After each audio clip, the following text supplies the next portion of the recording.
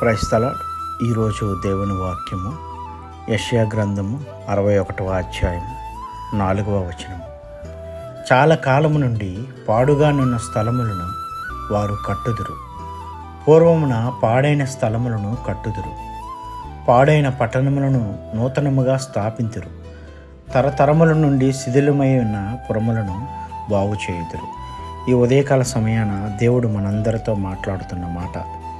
ప్రియ సహోదరుడా, సహోదరి, మరి పాడైపోయిన నీ జీవితాన్ని దేవునికి అప్పచెప్పినప్పుడు మనస్ఫూర్తిగా ఆయన యందు నమ్మిక ఉంచి విశ్వాసం ఉంచి రక్షణ మారు మనసులు ఎదిగినప్పుడు నీ పాడైపోయిన జీవితాన్ని బాగు చేస్తానని, మరలా కడతానని దేవుడు వాగ్దానం చేస్తూ ఉన్నాడు.